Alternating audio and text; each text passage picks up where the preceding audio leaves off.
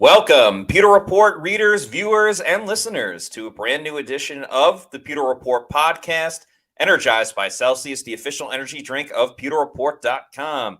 It is a Pewter post-game show as we have to recap a wild Thursday night game between the Bucs and the Falcons, which ultimately was a brutal loss for the Bucs as they go down 36-30 in overtime in a game where the Bucs had several chances to really end it and not even let the Falcons get the ball back, but they did. So we have a lot to break down for tonight's game. I'm your host, Matt Matera, joined with me my fellow co-host from pewterreport.com, Scott Reynolds. Scott, this is – I mean, I don't know at this point if the Broncos' loss was worse or this loss was worse because the Bucs had the win in their grasps and then, much like Bucky Irving in the football, couldn't hold on to it. Yeah, it was a rough loss. I mean, from a lot of perspectives. I mean, listen, I know Todd Bowles deserves to get crucified, right? We're going to do that. 509 yards and 4 touchdowns from Kirk Cousins. I think maybe that Texans game last year was actually worse just because C.J. Stroud was a rookie, and at least Kirk Cousins is a veteran. But listen, I know people are going to jump on Bowles saying, well, he was deflecting and saying it was a total team loss. The Bucs offense lost this game just as much as the Bucs defense did. Okay. I'm going to read you some numbers here. Baker Mayfield in the first half, 12 of 15 for 131. Okay. In the second half, he was 4 of 12 for 49 yards. Yeah. Okay. That's it. 49 yards. The Bucs had at halftime 91 yards rushing. They finished with 160. So they had 69 yards rushing in this game. 42 of that was Baker Mayfield. I'm sorry, 69 yards in the second half. 42 of the total rushing yards were Baker Mayfield scrambling. Okay. They scored 6 points in the second half, 2 field goals, and they had a costly fumble by Bucky Irving. Zion McCollum dropped an easy interception. I mean, this team had chances to win this game on both sides of the ball. 550 yards by the Falcons offense, 4 touchdowns, 333 yards and 3 touchdowns for the Buccaneers. Touchdowns win games. The Falcons had 1 more. That was obviously the difference. So the Bucs looked good in the first half, certainly offensively. Second half, it was tough to move the ball, tough to score points, and we're gonna not make any excuses here. Is this a reason, or is this an excuse? This game comes down to this play. This is a Bucky Irving carry. Should have been an easy face mask call, wasn't called. Instead, there was a 10-yard penalty on Graham Barton. That was enforced. There was no offsetting penalty here, as there should have been. Should have been a replay of down. And that backed the Buccaneers offense up, and they were not allowed to kick a field goal. Had to settle for a punt in that situation. And Todd Bowles is right. They just didn't make enough plays. They did not make enough plays. I thought that the Falcons took full advantage of not having Servassier Dennis and Antoine Winfield Jr. in the game. They attacked Chris Izien. They attacked Jordan Whitehead. They attacked Levante David at times. They attacked KJ Britt, and that ended up costing them. This was tough to watch because the adjustments you'd like to think weren't there, but if I'm being honest, Matt, I don't know what they could have done in this game because they just did not have the right personnel to cover. The tackling was not very good. Wasn't as good as it was last week. Wasn't as good as it was in Detroit. Resembled more of that Broncos game. And this was a total team loss. You can blame Bowles all you want. I mean, he deserves his fair share of it. The defense deserves their fair share of it. Don't leave the offense out. Don't leave Liam Cohen out. Bucky Irving's fumble was costly. Baker Mayfield, 4 of 12 for 49 yards in the second half. It just wasn't good. Wasn't good enough. And like, you're totally right about offense and defense. For a majority of the game, too, the Bucs special teams was great. But then at the end, when they had to punt it, the Bucs had a chance to pin the Falcons back at the 10-yard line or inside the 10. But both teams got down there in enough time, but they got faked out by the returner who they thought was going to catch a fair catch, and the ball bounced into the end zone. So the Falcons got to start at the 20 or 25 instead of at the 10. Yeah. And they needed every single damn second as Kirk Cousins spiked the ball with 1 second. Young Wei, who was able to tie the game up. The face mask penalty, yes, it's a call that screwed over the Bucs, but that's not an excuse for why the Bucs lost this game. I mean, when Lavonte David had that interception on 4th down, I didn't say it out loud on the game day stream, but I was thinking, this game's over. The Bucs are going to go 4-1. You had your chance there to run out the clock. And that was after you already almost blew it with the fumble by Bucky Irving, which was just inexcusable because the Bucs were mowing down the Falcons on that drive, moving it. And then the fumble just kind of changed everything. Defensively, they got a couple of sacks there. Logan Hall had his best game as a Buc. He did. He looked like a bully out there. 2 sacks today. He's the Bucs' leading sacker, Matt. Logan Hall, who had that after 5 games. Come on. But the sacks were nice, but they were more timely than they were consistent. There wasn't that consistent pressure that Kirk Cousins had. The 500 yards, it's how he got the 500 yards. Yeah. Receivers were wide open. And, listen, sometimes players are going to make a great play. And I can live with tight coverage. The wide receiver makes a great play. Like the Mooney touchdown with Zion right there, and he just jumped up and got it. I can live with that type of play because it was still tight coverage, and you're forcing them to really excel. Drake London is a buck killer when the game's in Atlanta. He's a buck killer there. McLeod looked great for the Falcons. Mooney was all over the place. They just had no answers, and their defense, unfortunately, continues to drop like flies. Lavonte got hurt. Thankfully, he was able to come back, but then Jordan Whitehead got hurt. Diaby got hurt for a little bit. Watts got hurt. Diaby got a little hurt. And the Bucs have a lot of questions with their pass rush because I don't think Logan Hall is going to be able to do that week in and week out. I hope he can. Vita Vea can't just be the one answer for the Bucs defensive line. And Yaya was absent again. I mean, Anthony Nelson made more of it. I'll say this. I'm going to blame this more on the coverage than the pressure, to be perfectly frank with you. Was the pressure enough? No, it wasn't. But there were plenty of times where Kirk Cousins stood in the pocket, hung in there, had guys draped over all over him or close to it, and still was making some throws. It just was the coverage was just too soft, and they went with zone a lot. The one time they went with they played man more than one time, but that was a costly missed tackle, missed play by Zion McCollum, who went for the ball and then missed the tackle. And as Todd Bowles said on that last play, they were man coverage, so everybody else was on a man, and you had Kadero Hodge just run free for a touchdown. Very similar to how Brashad Perriman, had a game-winning touchdown in overtime on a breakaway touchdown run like that. And it sucks. It was a bad loss for the Buccaneers. I will say this: they had their chances to win. It was not like the Falcons. They choked. It was not like the Falcons came in here and just stomped the Buccaneers for 4 quarters. That wasn't the case. So hang your hat on the fact that the rematch is coming. It's going to be in Tampa. The Bucs and the Falcons split last year.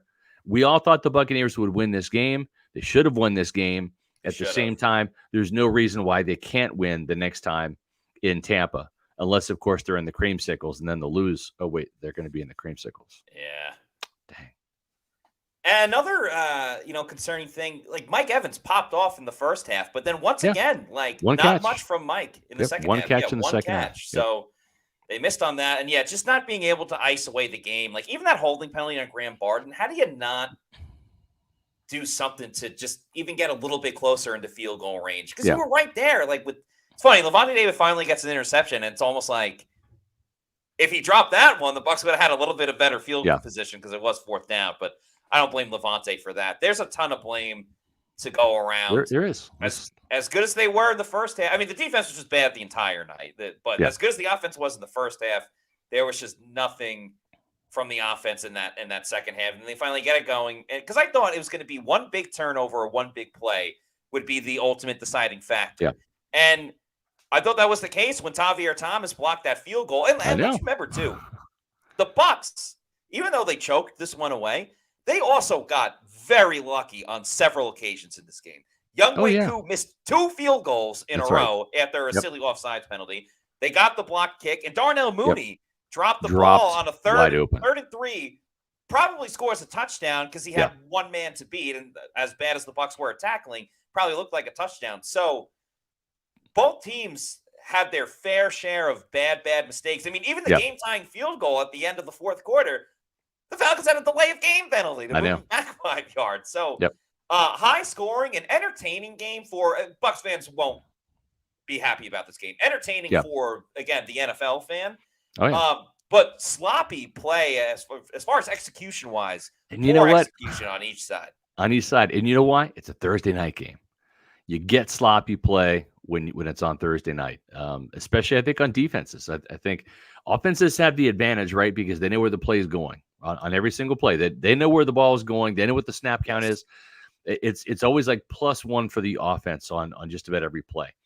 And when you've got tired, beat-up bodies from Sunday, I wasn't terribly surprised. The other thing, too, is I think it might have been Josh Capo asked about, or maybe it was River Wells, why were there so many guys wide open? And Todd Bowles said, we had guys not where they were supposed to be. And you kind of had that in a short week with preparation. This was walkthroughs. You have to do walkthroughs in this short week. And so when you're trying to, switch defenses like Bowles is prone to do, right? It's not the same look every time. And you've got, some miscommunication in there. I'm sure when Jordan Whitehead was out, he's a great communicator. When he's out, Kayvon Merriweather's in, it's not going to be the same thing, especially at the end of the game. Jordan Whitehead missed the end of the game. So it's an unfortunate loss. The sky's not falling. This team is still 3-2. Right. They have a chance to, after a break, play the New Orleans Saints. The Saints are going to have a tough game against Kansas City. And the Bucs should be a little bit well rested from the extra 3 days, as well as getting some healthier bodies back. Maybe Winfield comes back. Maybe Cansey comes back. Maybe Gedeke comes back, Matt. And the Buccaneers are more ready and more healthy and more rested and ready to play against the New Orleans Saints and get a division win. Yeah, if we want to spin it positive, the schedule of the season is still all ahead for the Bucs. Like, the division is still very much up for grabs. Remember, they did have a 1-game lead going into this game. So, there's a tiebreaker, but again, these teams will play again. Right. There's a lot to play for. I hope they rest up, enjoy the weekend, maybe just forget about football for a little bit, and then kind of get reacquainted with why you love playing the game. Yep. Thanks to hold on 1 second. Hold on 1 second here. Hold on. Yeah. It's midnight. It's midnight Eastern time. It's 11:17 Central time, right?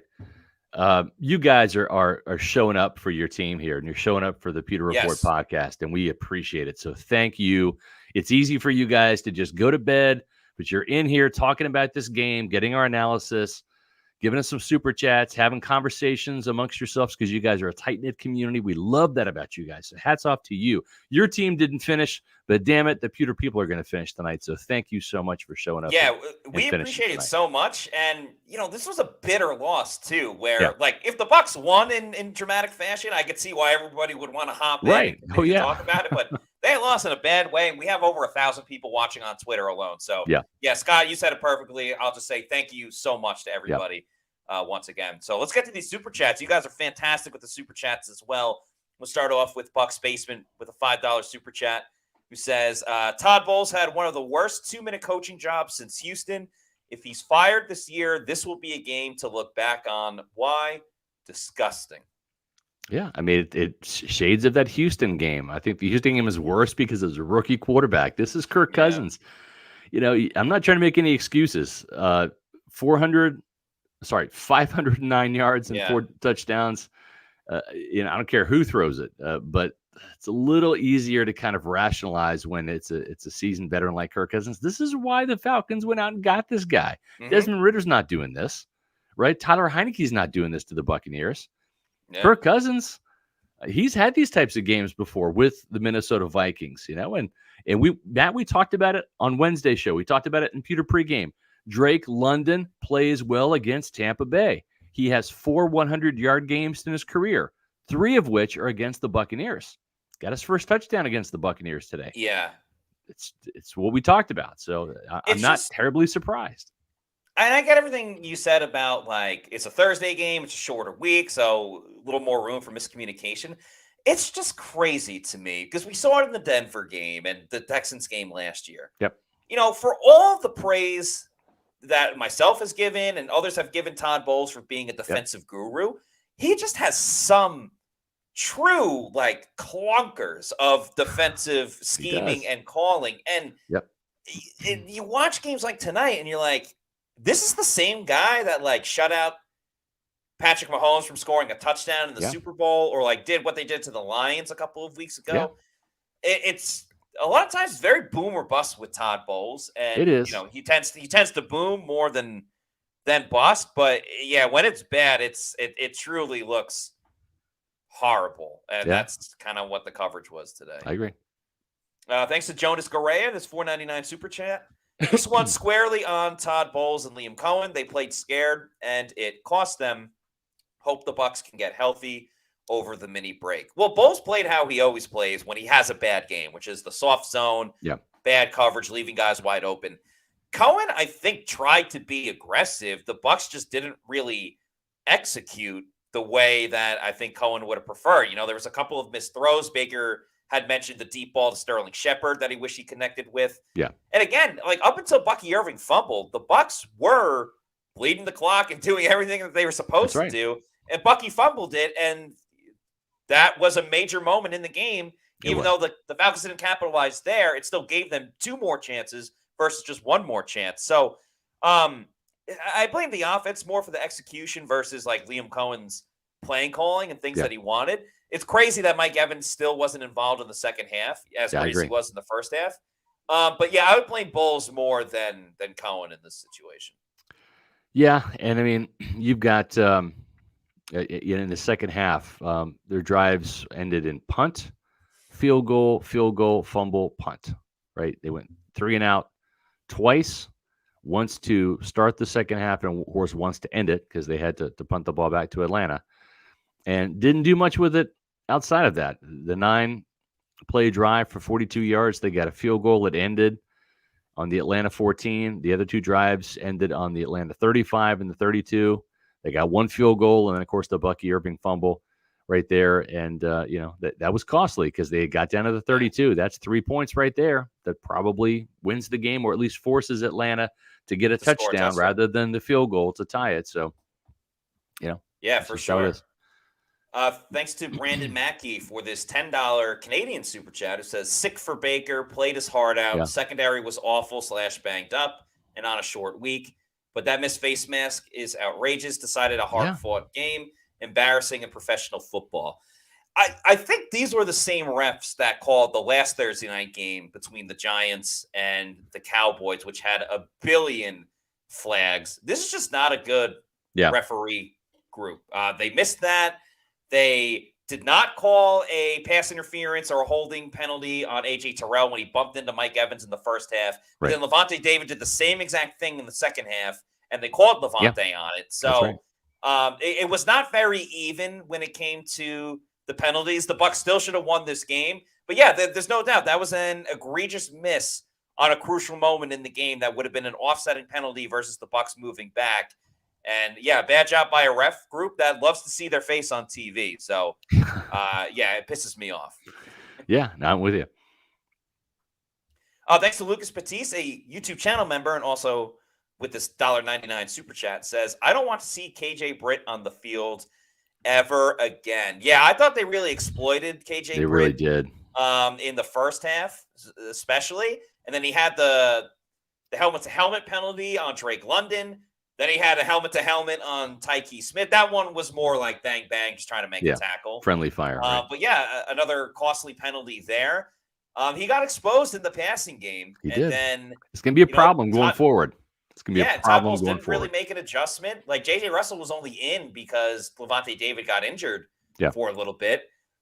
Bucs don't really have an answer right now with Servassier Dennis out. And I think we kind of learned, depending on how he recovers from this injury, but Servassier Dennis is the starter in waiting at inside linebacker for the Bucs. Yeah. Next season when he's fully healthy. But for the present, it's an issue with KJ Britt. It's an issue, and it's something that teams are going to continue to exploit. Unless Todd Bowles can come up with something else, we'd either go to dime and get an extra safety on the field that is better in coverage, because the middle of the field, I mean, and listen, Levante David, he did have a pass breakup. He did have an interception. I'm not picking on Levante. Levante David's 34 years old. He's not going to make every play in coverage. He's not going to make every tackle. We saw that tonight, especially on a short week. He's feeling it more than anybody on that defense. So this is going to become a recurring theme. Teams are going to attack Tampa Bay this way. Todd Bowles is going to have to adjust either with his scheme or with personnel. And I don't know if J.J. Russell has Todd Bowles' confidence in pass coverage or not, if he's ready to be that platoon guy with K.J. Britt or not. But I do know with Servassier Dennis out for the year, they're going to be giving J.J. Russell some more reps and just to see, because whether it's him or Antonio Greer, they got to do something. Britt is just not – he's not it in coverage. Which is crazy because you look at last year and it's like, oh, my God, K.J. Britt coming in and starting and all the difference it made. But it made a difference in stopping the run. Yeah. And that hurts even more like for tonight's game because the Falcons were one-dimensional. They barely did anything on the ground. Yeah. And everyone knew they were going to throw it, and they still did and got away with it.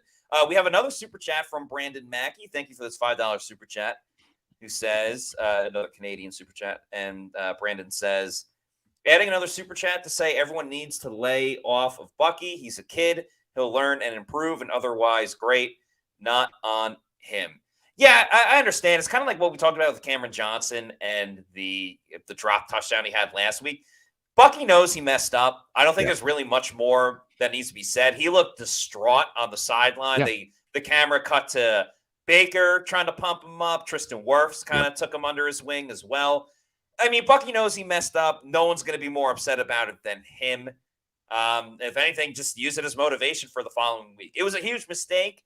I don't see this as being like something that's going to haunt him for the rest of his career. Hopefully not. No, yeah, I don't think so either. And what I will say too is they went back to Bucky on that last drive, right? So they have confidence in him. He's one of their better players, as Todd Bowles said, and that's what you like to see. He's a tough Chicago kid. He's going to bounce back from this. Yeah, it sucks, but he should have had the face mask call. That would have evened things out a little bit and given the Buccaneers a chance for a field goal that would have made a difference and maybe not sent this game to overtime. Thanks to Cali Bucks for this $1.99 super chat.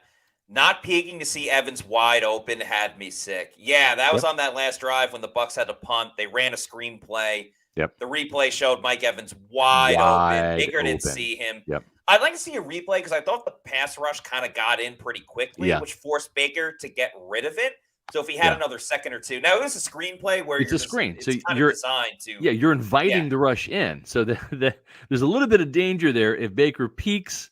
Right, I mean, he's got to look and see if his primary, which was Rachaad White, is open. Right, he's got to peek there. Then, if he peeks to see Mike, does he have time to peek back before the pressure is on him? The last thing you want to do is a sack there, lose yardage, sack, fumble, etc.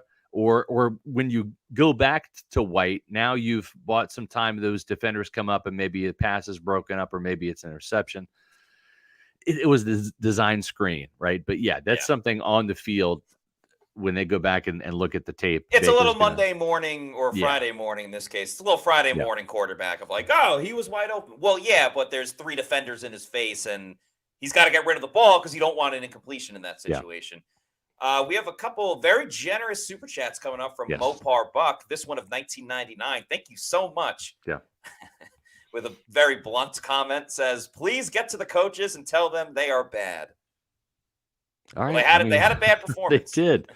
There's no escaping it. When you give up 509 yards to any quarterback, rookie or seasoned Pro Bowl quarterback, is not good, especially 4 touchdowns, only 1 interception. The offense, we talked about it. I know everyone's looking at the defense and how they gave up the final touchdown, and I'm not making any excuses for Todd Bowles. But Baker Mayfield had 49 passing yards in the entire second half after Yeah. having 131 and 3 touchdowns in the first. Mike Evans had 1 catch in the second half. So it's not all on the defense. This is on Liam Cohen too. Scott, Baker Mayfield's a $100 million quarterback, or at least that's what they're paying him. Got to make some plays. They're paying him to close out these games. Mike Evans is a $20 million wide receiver. Chris Godwin is playing like a $20 million wide receiver, and could get paid a lot after this offseason. Yeah, that's why you pay those guys the big bucks, so they can close out games like this, and they were not able to. And it sucks they didn't get the ball in overtime, because I think even though they struggled in the second half, I think something could have been done. And that defense, the Bucs defense, was just so exhausted having been on the field, and they had to go out again. That's just a fortunate, side thing about the overtime rules. That screwed over the Bucs a little bit as well. Thanks to Austin Korn for this $1.99 super chat. We really appreciate it. If you have another comment, we are happy to bring it up. Let's get to this other super chat from Mopar Buck. Whoa. Man. A $49.99 super chat. We cannot thank you enough. He's taking this loss exceptionally well right now. Yes. Better than most. Mopar Buck says, we got an interception and played to eliminate timeouts instead of simply icing the game. Yep. Bowles has the weakest linebacker core in the league. Britt is a liability. Bring back 45, Devin White. But 500 passing yards on a defense has made the record sheets. Bowles needs to leave. So the Bucs tried to get a little aggressive. I can't remember if it was the last drive or the second to last drive, but they tried to throw a slant to Chris Godwin, and it got knocked down at the line of scrimmage. Yes. So they tried to stay aggressive. It's a little tough, right? You don't want to give the Falcons any timeouts. And I think especially with how the defense played, you could not afford to give any extra reps to Atlanta because they were going to take advantage of it. Yeah. So you got to try to get creative with still keeping the clock rolling. Sure, hindsight is 20/20, and if they get a first down, the game's done. I totally get that, but situationally, I think it was tough to try to throw the football there. The linebacker group is a big question mark moving forward with Travase Dennis out, and 500 yards for Kirk Cousins doesn't get much worse than that. It really doesn't. Yeah, I'm sitting here looking at the play-by-play. And on Tampa Bay's last drive, too, let's not forget there was that offensive holding penalty on Graham Barton, right? There was the Bucky Irving run. This was on the Bucs' final possession, and that's when that face mask should have been called, and it wasn't, and that's something that was damning right there, because that would have been offsetting penalties, so there would not have been a penalty there. Because that backed the Buccaneers up to 2nd and 23. So if anything, you would have had a replay of the down. So it would have been 2nd and 13 again, right? Because those penalties would offset, and then you would have hopefully some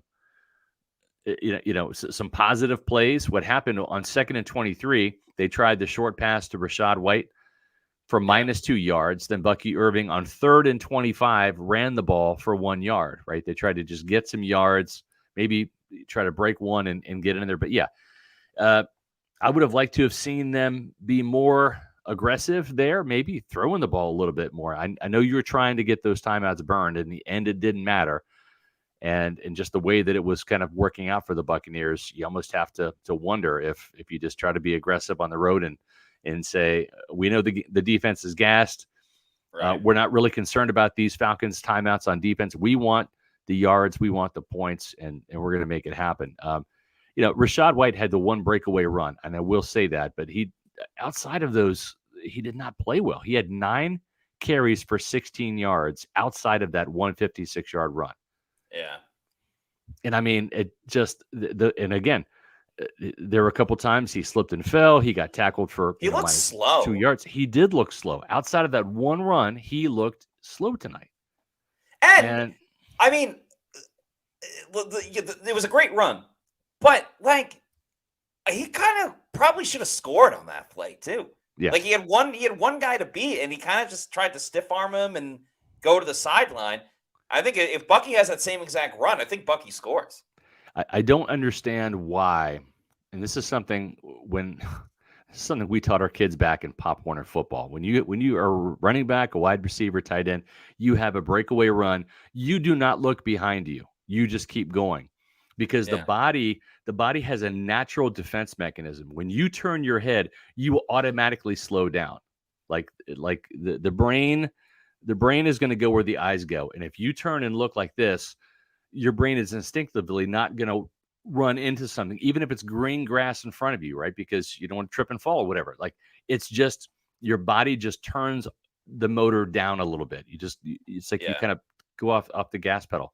And I don't understand why these guys turn and look and then try to stiff arm. Just keep running. And you're right. I think he should have scored a touchdown on that play, man. Probably. Maybe he could have used a little Celsius energy drink to give him that little extra boost to reach the end zone. Of course, Celsius is the official energy drink of PewterReport.com.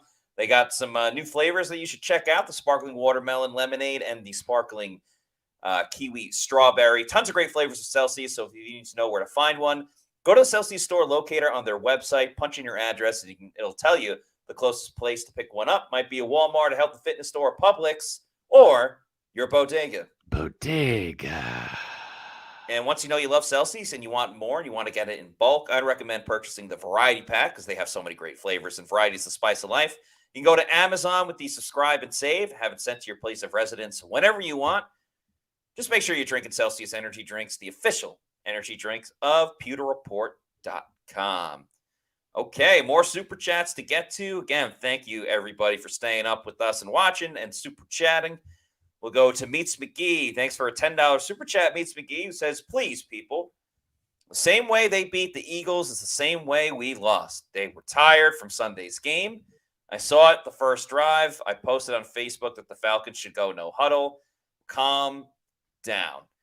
Yeah, big picture, I think a lot of the issues for the Bucs can and will be cleaned up, partially because they'll be playing on Sundays a lot more and no more Thursday games. Partially because they'll be healthier as the season goes along. I think that was a big factor in tonight's game. I also think, too, and I'm not making excuses, and so don't take this as an excuse, but there is some validity to this, only because when I was walking from the press box down into the bowels of the stadium towards the Buccaneers locker room, there was an Eagles player, and I didn't see who it was. I'm not familiar with their roster. I can't name them by their face. Literally sitting in what was like a big kiddie pool filled with ice water, with a paramedic giving him an IV, and he had like water, like water-soaked towels on his head. Yeah, that was an incredibly hot game. I mean, like a scorching hot game. The Buccaneers won, and they won convincingly over the Eagles. The problem is they played in the game. The Falcons and the Saints played in air conditioning last Sunday, and that was a hard-fought game, right? The Falcons won at the end. But you can say that the conditions Tampa Bay played in, and you can ask the Eagles too. We'll see how the Eagles fare this Sunday. They're going to have a couple of days off. It's tough playing in that hot of a game and being able to recharge your battery by Thursday. And I'm not making an excuse, but like if you're looking for a reason why there were some missed tackles and there were some, some plays that the Bucs players just didn't finish, they're gassed, man. They're absolutely gassed right now. Yeah, hurt at the end of the game, hurt the whole game, really. And I think the defense will bounce back from this. I mean, again, Kalijah Cansey is on the horizon of coming back. Eventually, they'll get back Antoine Winfield Jr., which, of course, makes their defense better. So, understandably, everyone's frustrated right now. I get it. But think big picture. Thanks to Zach Jarvis for this $1.99 super chat. Soft zone defense that Bowles calls is terrible. I know. I hate it too. I'm so sick of it. It's the same story over and over again when it's not working for the Bucs. I just don't see adjustments. It's wide open guys, and like Bowles he's due for this like a couple times a season. I've already seen it twice. It's very annoying. It's very frustrating, and he won't really waver from it, which, Well, and again, too, on that last play, right? They're in man coverage. And Zion McCollum tries to go for the ball, misses the tackle, and it's game over. So sometimes you're damned if you do, damned if you don't. And I think that you said it, Matt, when this team was on the field, when this Buccaneer defense was on the field at the end of the fourth quarter and then had to go back out there and defend that drive, they were gassed. And that was advantage Atlanta. So Atlanta probably won this game with the coin toss because their offense came back out there and Tampa Bay's defense had to go back out there. And it's just the way it was. They just didn't make the plays on offense or defense to win this game. And they had the lead the entire game up until the overtime period. So, yeah, didn't get the but they're 3-2. They needed. And life goes on. There'll be other games. Yeah. Luke Crompton, thank you for a $5 super chat. I have to guess New Zealand based on the NZ. That's what I would guess. Yeah, thank you so much. I wonder what time it is over there. But anyway, 28th in passing yards allowed in 2023, 30th in pass yards allowed in 2024. Probably last after this game. You're damn sure. There's no doubt about it. Yeah. We're in the NFL. This is a recurring issue. Yep. We're in a stage in the NFL right now where, like, Baker played well, at least in the first half, and didn't even have 200 yards passing. Passing yards are down because Mel Kiper wants to ban the cover too. And yet Kirk Cousins is throwing for over 500 yards. Yeah. It's a glaring problem for the Bucs. It is. And you can say it's a lack of pass rush because that's certainly a culprit. I think the coverage tonight was probably, if I had to say what the problem was, it was the soft coverage tonight, number one, and then lack of pass rush, number two. Bucs did get home for 4 sacks, but those were more kind of sporadic plays. There was some pressure there, but if you don't hit Kirk Cousins and really rattle him, and he wasn't rattled and he wasn't hit, he was sacked a couple times, but he's a veteran. He's going to overcome that, and it just wasn't good enough tonight. They don't have enough pass rush, presence up front, guys that are going to be game wreckers, right? Vita Vea is the closest they have. He did get a sack tonight. He had a couple of good rushes.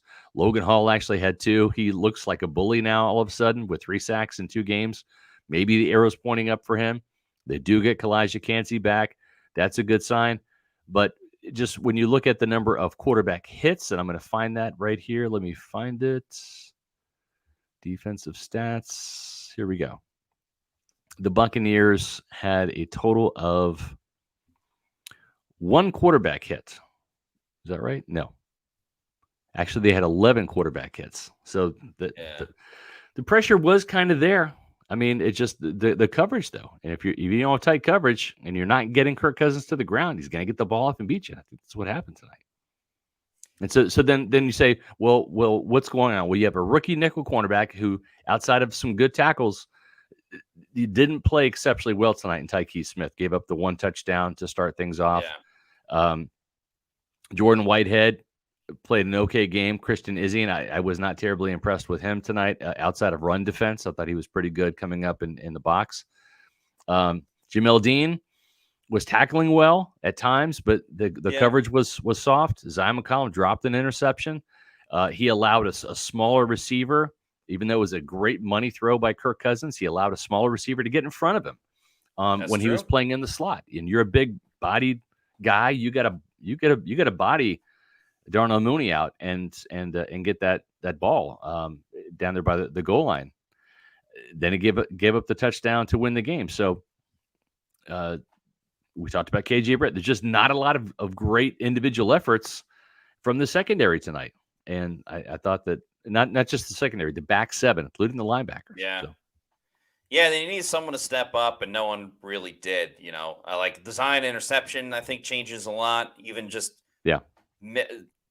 having fewer missed tackles, I think could have made a big difference as well. Yeah. Thanks again to Mopar Bucs, our MVP of this money man tonight. Yeah. Of this podcast. A $9.99 super chat says, I thought Chris Godwin was a safety blanket. Why is his targets dropping? Yeah, Godwin, again, was another player that was involved early and then only ended up with 5 catches. And I think the majority of those were in the first half. Just the offense just completely sputtered in the second half, and Baker couldn't complete some passes. The pass rush got to Baker, I think, more in the second half than it did in the first half. And, the Bucs just couldn't climb out of that hole offensively. Yeah, well said. I think you're exactly right. Total loss, offense and defense tonight. I know you want to blame the defense. They were out in the field at the very end. They were out of gas because this offense had the chance to put the ball away, put the game away, and they didn't. Yeah. it's a team loss. Thanks to S Fresh the Great with this $1.99 super chat says, "What's going on, PR folks? Do we miss Devin White yet?" He's better than KJ Britt, in these situations, but he's not coming back to Tampa. So, Yeah, either Todd Bowles is going to find a defensive adjustment and basically go dime and replace KJ with a safety, right? Whether it's Tabby or Thomas or whoever. Either that's going to happen, or when Whitehead gets back, Izzy and stays on the field, or he's going to really try to groom J.J. Russell or Antonio Greer into being that third down guy, because KJ is not built for what Todd Bowles is doing on defense. He really isn't. He's a north-south guy. He's not the blitzer that Devin is either. He's more. I want him on like goal line packages and stuff like that. Exactly. Yep. Thank you to Brian Gonzalez with the $9.99 super chat. Sticking with the topic of we got a lot of KJ Britt super chats coming up. Yeah. Says, guys, KJ was exposed. He talks a lot in practice. He does talk a lot. He is good and is a bum. We need an answer for KJ Britt. Brian follows that up with a $4.99 super chat. Thank you. Says, please ask about KJ.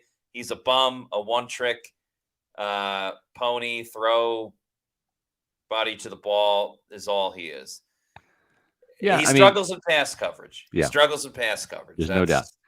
Yeah. Servante Dennis is a starting linebacker of the future, either at Mike or at the what they call the money backer. In their two linebacker set, there's the Mike and there's the Mo, which is the money backer. That's what Levante David plays, that weak side linebacker in nickel. And if Levante comes back, your starters will be Servante Dennis and Levante David next year. KJ Britt might be back, but he is a free agent. And if he comes back, it's going to be a cheap 1-year deal. He's not going to get much elsewhere, right? He's just not that caliber of a player. Having said that, they need some more linebackers. So if you're looking at free agency in the draft, start scouting linebackers, because Levante won't play forever. And his play is not going to get better. It's only going to get worse or maintain. So this team is going to need to find some linebackers sooner rather than later, and that's going to be a big focus in the offseason, I believe. It's a sad reality, but true. Thanks to Chris McGovern with the $4.99 super chat. We really appreciate it. We'll try to look through comments, but we still have a lot of super chats to get to. But thank you very much, Chris. Shaggy, a Pewter Report YouTube channel member, and with a $5 super chat. Thank you, Shaggy. Says a touchdown on either of the final two drives would have put the game away. Gotta stay healthy. Yep. Bucs couldn't get into the end zone in the second half, made all of the difference in this one. And health we talked about a lot. The Bucs are not healthy. Help is on the way. Yep. Hopefully by next Sunday against the Saints, because they need everybody back soon, or else this could get off the rails. Yep. You talked about the Saints, and there is a redeeming quality about one particular former New Orleans Saint, Drew Brees. He's actually put together a pretty good restaurant called Walk-Ons. Game day at Walk-Ons is just different.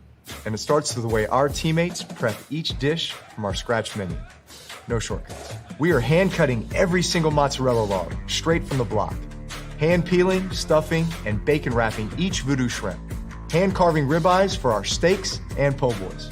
And hand slicing, then tossing our boneless wings in our house-made sauces. With wall-to-wall TVs and food like this, why would you want to watch anywhere else? That's game day. The Walk-Ons way. There's Drew Brees right there, and putting money in our pockets. We appreciate that. He's very giving to the Tampa Bay folks. He gave Mike Edwards his last pass, and of course the Buccaneers a win, as he ended his career with a loss back in 2020. But I digress.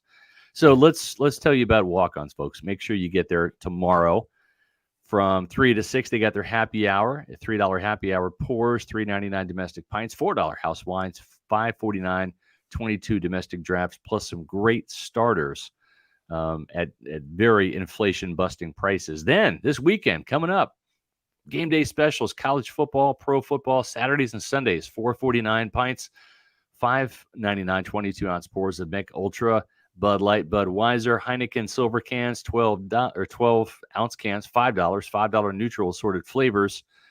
And folks, There's 3 locations in the Tampa Bay area where you can watch all the football you want and enjoy those great specials. And it's in Lutz, Wesley Chapel area up here by me, across from the Outlet Mall, down there by Matt and the stadium, at the Midtown Tampa location, and over in Lakeland. So make sure you visit walkons.com for more information and driving directions, and you can take a peek at their menu. They got great food, and make sure that you are watching your football at Walk-Ons. Let's keep the super chats rolling. A positive note was Sean Tucker with the kick returns in this game. So thank you to Q's44. I thought about you, Q's44. I thought about you. Thought about you. Yeah, I gave them a super chat. I gave them a vocal super chat. It's 12:49 in the morning. Yeah, I gave them a shout out. Yeah, Sean Tucker was great today. So he was. Q's44 says, Matt SR, how about Tuck trying punt returns too?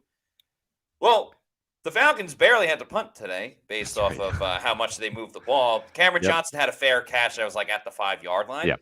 I mean, I'm not against it, but I don't think Cameron Johnson has really done anything wrong for them to like make a replacement there. They haven't really had too many punt return opportunities this season. Yeah.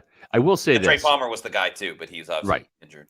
I will say this. We're going to bash Todd Bowles, and deservedly so, right? But one thing that Todd Bowles really nailed, and he talked about it back in the preseason, Matt, is he says, well, with these new kickoff plays, we need running backs back there because it's more of a running play than it is a wide receiver. And the 2 guys you have back there, Sean Tucker and Bucky Irving. And Sean Tucker had 2 kickoff returns, averaged 43 yards per return, including a 53-yard return. Yeah. Longest of the season, longest of his career. Bucky Irving also had a 39-yard return for his lone return.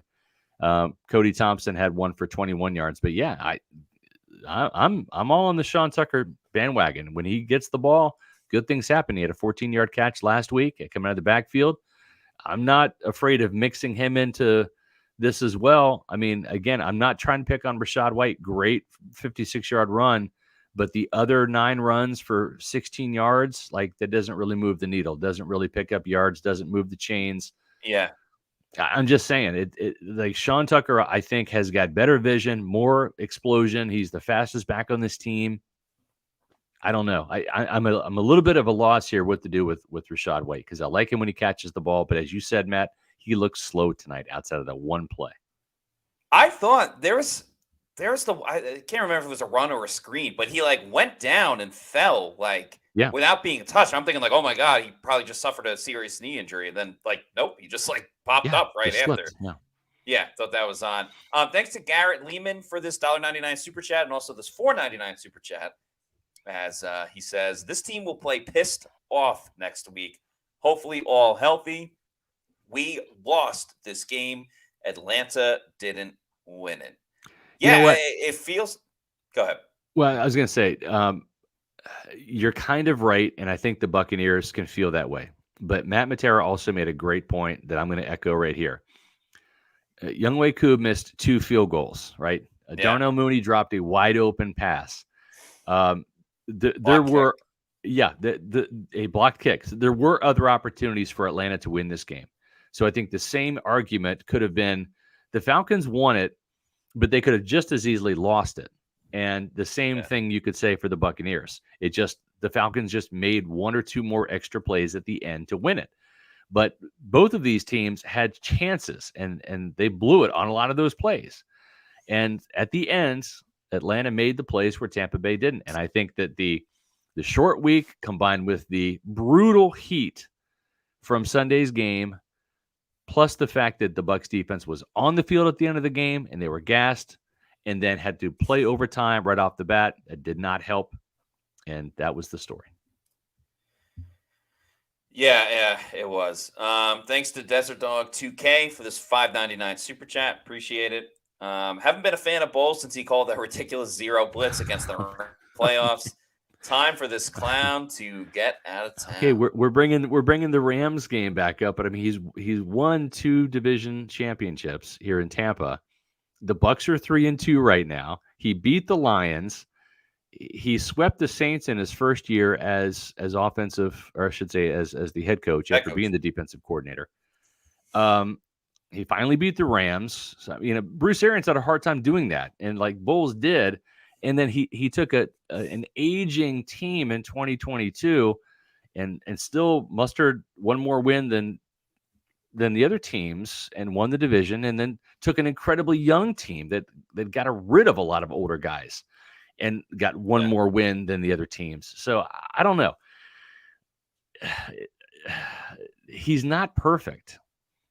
You hate games like this, but I'm with you, Matt. I would rather see them lose this type of game than the Broncos game. I think the Broncos game is still the worst because the effort wasn't there, the execution wasn't there, and you got beat by a lesser team. The Falcons, they're a good team. I mean, ask the Saints; they got beat last week by the Falcons. That is true, and again, we can't sing the praises of Todd Bowles when they beat the Lions and they dominate the Eagles, and then just completely trash him, right? And denounce anything that he's ever done when Yes. he has a bad game. There's ebbs and flows in the league, and at least Todd Bowles, you look at the Eagles, and there's all this discussion about Jalen Hurts and Nick Sirianni don't get along, and Rodgers and Robert Saleh, and right, Antonio Pierce fighting with Devontae Adams and stuff like that. Yeah. That's not the case with the Bucs at all. They're very together. Great point. And they still completely believe in Todd Bowles. Things just worked out in an awful way tonight. I think you got to take everything into consideration. I get it. The game just ended. You're furious about whatever. But I think you got to look at big picture overall. Ryan Gonzalez with another super chat. This one of $1.99. Just a reminder, KJ talks a lot for being trash. Duly noted, Brian Gonzalez. You are not a fan of KJ Britt. Yep, for sure. Then we got Ryan Hurst. Thank you for this $2 super chat. Says Baker wasn't 4 of 12 in the second half. He was 8 of 10. I think we're both wrong. And let me put my glasses on here. I'll tell you what. He ended up being 19 of 24 in the game. And he started off 12 of 15. So he had 7 completions, not 8, in the second half. And then, he did not have 12. So that's my mistake. But at the same time, the 49 yards, that's what he had. So yeah, that's probably the most. That's the most damning thing is they just didn't move the ball. They did not get enough yards through the air, and then when they had to pass, they weren't getting those completions. And they ran the ball for 160 yards. I want to say 42 of that was Baker Mayfield on scrambles, so they're not really design runs. Again, I'm not trying to diminish or fault the Bucs ground game by any means, but my point is they didn't get the right type of yardage to continue to drive into scoring range to get touchdowns to put the game away or to get that final field goal that would have forced the Falcons to have to score a touchdown to win rather than a field goal to tie. No, it's all true. Thanks to Tobin Ludwig for his $4.99 super chat. Yeah. Follows that up with Drake London, 150 yards. Come on now. What's crazy, too, is London was in and out of the game with the head injury and kind of got banged up later and still just eviscerated and destroyed the Bucs in the secondary. He's the Bucs killer in Atlanta specifically, but man, good for Drake London. He played great, and the Bucs had no answers. Yep. So here's what we're going to do. I think what we're going to do is because the Buccaneers didn't win this game, and we had a huge turnout tonight. I mean, huge participation. Not much is going to change between tonight, and we were going to be doing hopefully a Victory Friday podcast. Yeah. But I think we're going to not do the podcast, and we're just going to wait until Monday because we've had such a great turnout tonight. We'll let you guys stew if you want. What do you say, Matt? Are we up for a podcast tomorrow, or do we just say it's a Friday and we'll let the Buccaneer fans? Yeah, I think everyone's kind of got to convalesce a little bit, and forget about this game. I mean, the biggest thing that will come from Todd Bowles tomorrow is more injuries and stuff like that. Yeah. What's we'll have that on pewterreport.com. Yeah. Yeah, we got to coach it better. We got to play it better. Things like that. True. So, I think everyone needs to, enjoy the weekend, watch other football, take your mind off of the Bucs a little bit. So, Yeah, I think that's fine. Yeah, Thanks Shaggy. to Shaggy.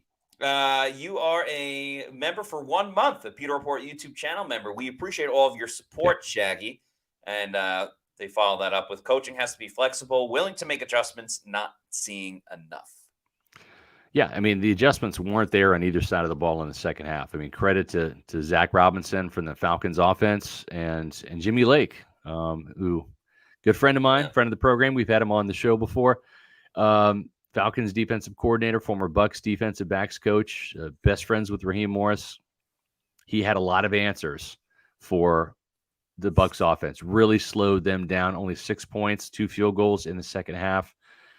Baker Mayfield did not have the success throwing the ball. They covered up Mike Evans, covered up Chris Godwin. Yeah. It just, wasn't their second half, that's for sure, It's a little bit of a tale of two halves type of thing. Yeah. Q's44 says, nice call, Matt. Was with you all the way. Nice job. Thank you so much. I know it wasn't the outcome that Bucs fans wanted. I have a great time doing the game day. And for me, it's the funnest when it's a tight game and like every single play matters at the end and stuff like that. I know obviously it's not ideal for Bucs fans. I mean, there were people saying like, I'm panicking and then stuff like that. And I understand it. But yeah, it was a fun game to call. I try to do a little broadcaster-ish type of stuff. Yeah. So thank you for the nice words. Jai Perry says this game is a good learning lesson. And yeah, I mean, Desmond Beatty, every team losing tough games, it's how you respond. They got embarrassed and responded last week. Yeah. Still will happen this time around. Stay the course. It's fine for you guys to be mad. Bucs guy is still mad, and that's fine. It's great to be a passionate fan. There's no doubt about it. There is a reason, though, that we, I think, collectively at Pewter Report had this team at 10-7, and that's only 3 more wins than losses at the end of the season, right? So it's just 3 more wins than losses that they're going to have. And they're 3-2 right now. And I think this team still capable of getting 12 wins in the season, still capable of getting 11-10, still capable of getting 9-8 if they don't get their act together. So this is a young football team that has to do some learning, and they're going to have to use some of this little mini bye here as coaches to figure some things out going forward. They're going to have to get healthy too. And last thing I'll say is, we're barely just over a quarter of the season. I'd rather the Bucs lose this way now, 4 days into October, than say, 3 weeks into December or in early January. So get the bad losses out now. And remember, when they won in 2020, they got on a big winning streak at the end of the season. So you want to be trending in the right direction at the end of the season. And the health will be a factor in that, and just being more cohesive will be important too. Yeah, for sure. So Tim Richardson says, sorry if this was already asked. Is it normal for a coach to not have media availability till the day after the game? Todd Bowles did actually speak after the game. We saw his press conference. Yeah. Only spoke for about 3 minutes, was very short. He wasn't very happy. So he says, I can't remember this happening another time. Todd Bowles will speak tomorrow as well. So we'll be there at the press conference. Again, it stinks. They're going to get the Falcons again. Better to be 3-2 than 2-3. The sun's going to come up tomorrow. There's going to be more wins ahead for this Buccaneer team this year. There's going to be more losses too. This is not a perfect team. I've tried to temper enthusiasm a little bit and temper your expectations. Still expect this team to take a step forward. Still expect them to get to 10 wins. I think that's well within reach. And if they do, then yes, it should be a situation where you maybe should and could go further than just winning a wild card game.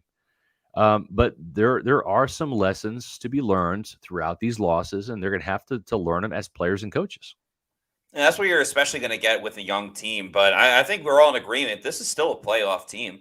This is a team that should be competing for a Super Bowl after the regular season. Yeah. So, this loss sucks. It's going to sting. But the season's not over. Still a long way to go. Yeah, no doubt about it. We greatly appreciate all you Pewter people for sticking with us tonight. This is a huge turnout. We weren't expecting this. Well, actually, we kind of were. I take that back. I wasn't going to be surprised. I think we're surprised by the amount of the great comments, the super chats, all the support you guys give us are great. One of the things that we'll let you guys know about on the way out of Dodge here tonight is the Autograph Fandom Rewarded app. This is a great way for you to read Pewter Report content on an app because we don't have one. We're not going to have one, but you can find it all on Autograph. Use the promo code Pewter to sign up. Here's the best part. Not only is it free to download, it's free to use. So if you have an Apple phone, go to the App Store and download it. Fandom Rewarded. It's the Autograph app. And then also with Google Play for your Android users, go ahead and download Autograph Fandom Rewarded. It's co-founded by Tom Brady, former Bucs legend. Also, I guess, played for the Patriots for 20 years. I don't really remember that. I think it's the last 3 years with the Bucs that count. And here's the cool thing. When you read our stories and watch our Pewter Report videos and podcasts, you get points. As you accumulate points, you can turn those in for merch and for tickets to games. So you're actually earning credit while you're reading Pewter Report news and watching our videos. Of course, you can always watch our videos on Pewter Report TV as well. And you can also read our stories on pewterreport.com. This is a cool other way to do it. And it's also free. Just use the promo code Pewter when you sign up. And you can also enjoy it for all of your college football, baseball, or whatever sports you follow. It has all of the stories from a lot of different media outlets all in one place. Autograph Fandom Rewarded. Again, download that for free. Use it for free. And the app, all we ask you to do is just sign up with the promo code Pewter. That's it. Make sure you check it out. And then after that, follow us on all of our social media on X, Facebook, and Instagram.